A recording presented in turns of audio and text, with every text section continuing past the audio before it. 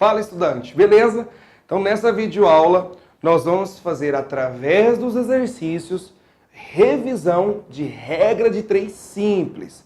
Como que o Enem poderia cobrar isso de você através de exercícios que já caíram? Porque, galera, poxa, se você observar, nós temos Enem PPL, Enem Libras e o Enem desde 1998. Você acha que sempre tem questões assim inéditas? Que nunca caiu alguma coisa parecida com essa no Enem? Claro que não. Claro que não. Se você pegar, por exemplo, todos os Enems de 2009, a partir de 2009, que é nesse novo formato de 90 questões, você vai ver questões de 2017 que já caíram em 2014, 2013, bem parecidas, que só muda alguma coisinha. Às vezes o enunciado e os números e o jeito de resolver é o mesmo. Então, por isso que um dos segredos é resolver as provas do Enem. Esse é um dos segredos, tá? Então, vamos para o exercício 3 da lista de vocês, que caiu no Enem de 2014. Eu gosto muito desse exercício, que é um exercício que envolve um pouco de geometria espacial. Comigo, você ainda não viu geometria espacial, mas nós vamos chegar lá, beleza? O exercício fala o seguinte: um fazendeiro tem um depósito para armazenar leite formado por 2 partes cúbicas que se comunicam como indicado na figura. A aresta da parte cúbica de baixo tem medida igual ao dobro da medida da aresta da parte cúbica de cima. A torneira utilizada para encher o depósito tem vazão constante e levou 8 minutos para encher a metade da parte de baixo.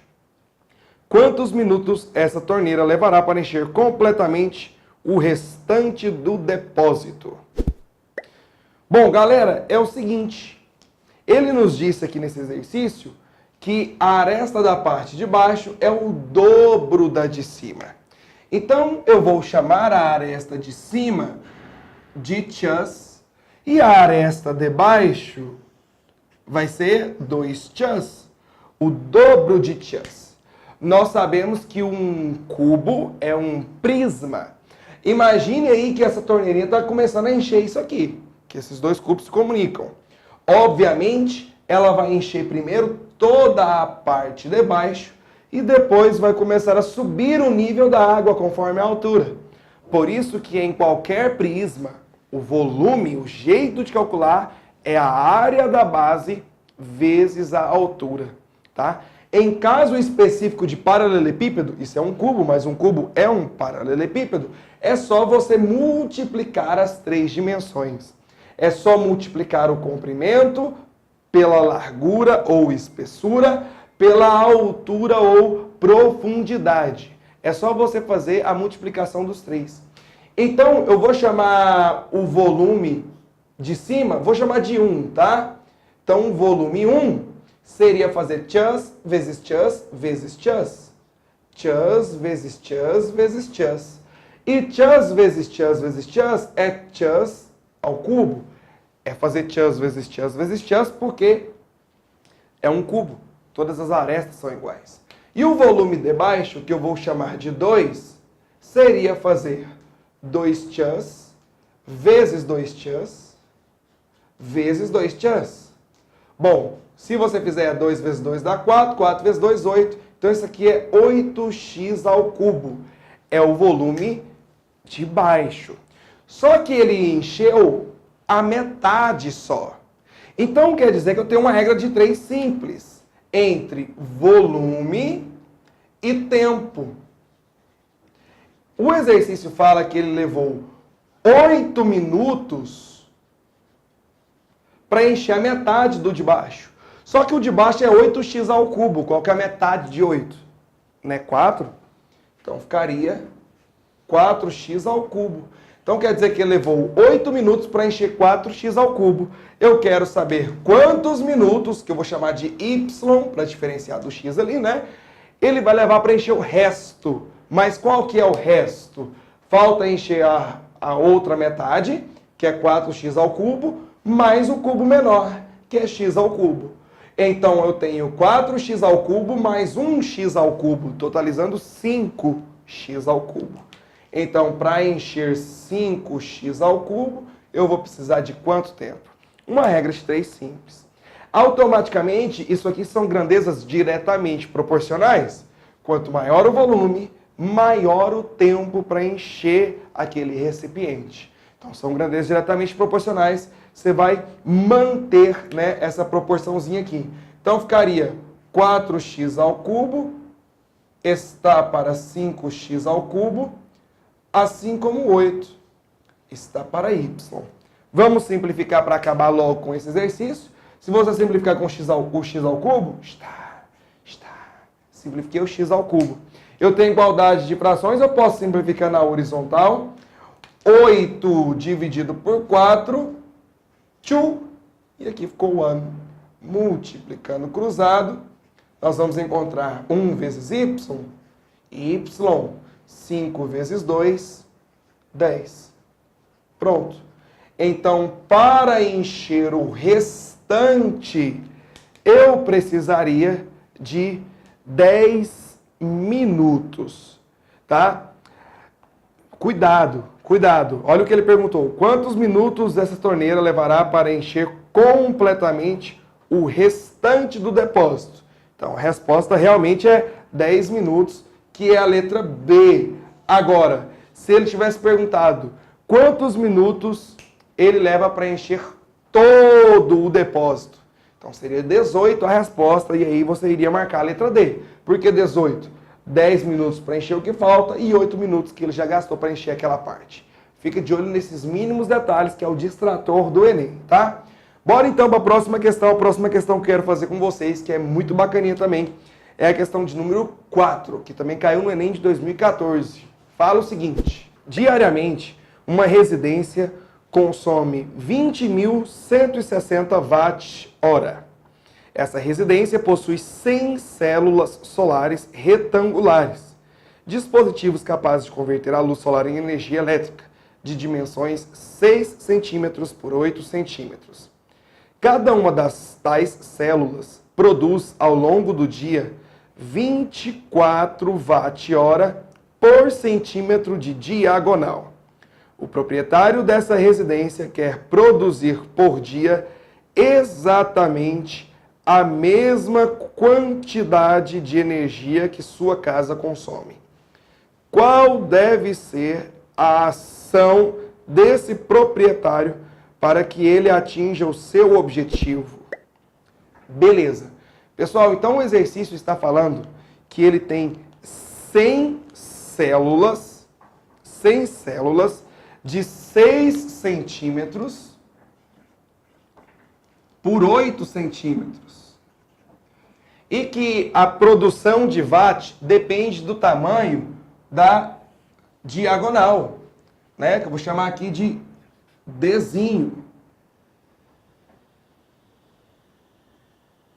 Depende do tamanho da diagonal. Então, eu preciso saber o tamanho dessa diagonal. O que a gente pode fazer? Teorema de Pitágoras. Aqui vale 8, aqui vale 6, e eu quero isso aqui, que é a hipotenusa. Então, você poderia fazer d ao quadrado igual a 6 ao quadrado mais 8 ao quadrado. Beleza, só que eu não iria fazer isso. Eu quero te mostrar uma rataria, uma malandragem. Quando você ver triângulo retângulo, existem triângulos pitagóricos. O que são triângulos pitagóricos? São triângulos retângulos em que os lados deles são números inteiros. E existem dois triângulos retângulos que caem constantemente. Existem dois triângulos retângulos que caem constantemente nas provas. Um deles é o 3, 4, 5. 3, 4, 5, cai muito esse triângulo retângulo. 5 ao quadrado é 25. 4 ao quadrado é 16. 3 ao quadrado é 9. 16 mais 9, 25. E o outro que cai bastante é esse de cá, ó. Isso é malandragem para você ganhar tempo nos exercícios, tá? 5, 12 e 13. Esses dois triângulos pitagóricos caem constantemente nas provas. 13 ao quadrado, 169. 12 ao quadrado, 144. 5 ao quadrado, 25. 144 mais 25 dá 169.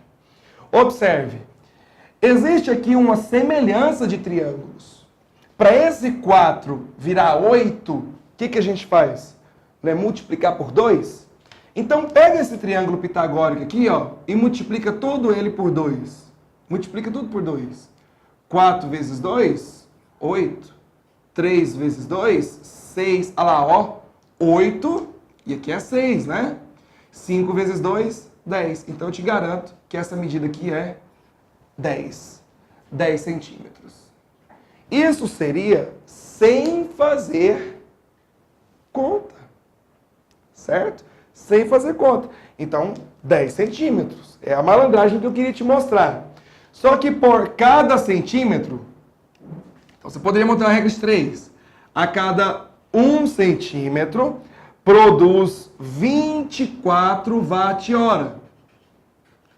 Então, em 10 centímetros, quanto que iria produzir? É lógico que é só multiplicar 10 vezes 24, certo? 10 vezes 24. Isso seria uma célula, só que ele tem 100 células. Então, eu vou multiplicar por 100. Ó, 24 vezes 10, 240. 240 vezes 100, 24 mil watt-hora. Essa é a produção dele. Só que de quanto watt-hora ele precisa? Ele precisa apenas de 20.160 watt-hora. Ele precisa apenas disso. 20.160 watt-hora. Então, o que você vai fazer? Você vai ter que retirar algumas células e eu preciso saber quantas células. Então, você vai diminuir 20.160 watt-hora. Se você fizer 24.000 menos 160, você vai encontrar isso. 0 tira 0. 0. Aqui não tira, aqui fica 3, aqui fica 9 e aqui fica 10. 10 tira 6, 4. 9 tira 1, 8. 3 tira 0, 3. 2 tira 2, 0. Então, 3.840 watt-hora é o que ele precisa retirar, tá? Só que nós sabemos o seguinte, que cada uma dessas células, elas produzem 24 vezes 10, que é 240 watt-hora. Cada uma dessas células produzem 240 watt-hora. Então, você poderia montar uma nova regra de 3. Uma célula dessa aí produz 240 watt-horas. Para produzir 3.840 watt-hora, eu vou precisar de quantas células? Automaticamente é óbvio que é só pegar isso aqui, 3.840, e dividir por 240, né? É só fazer isso direto. E é o que nós vamos fazer aqui, ó. 3.840 dividido por 240. Vou simplificar o zerinho para ficar mais fácil. Agora eu vou fazer 384 dividido por 24. Só que eu vou simplificar. Eu estou vendo que dá para simplificar, não sou bobo. Vou simplificar por 2. A metade de 384, você vai encontrar 100, né? Metade disso aqui. 192. Se você pegar a metade de 24, vai dar 12. Vou dividir mais uma vez por 2. A metade de 192, você vai encontrar 96. A metade de 12, nós vamos encontrar 6. Vou dividir mais uma vez por 2. A metade de 96, 48. A metade de 6, 3.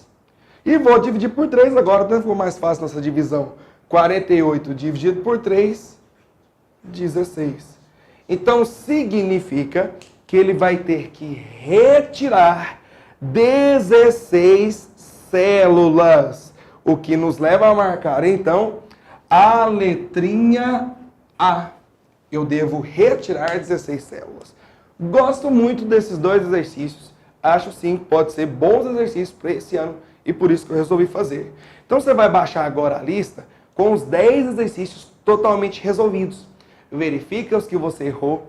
Tente refazer os que você errou, porque é só assim que você vai pegar essa malandragem do Enem.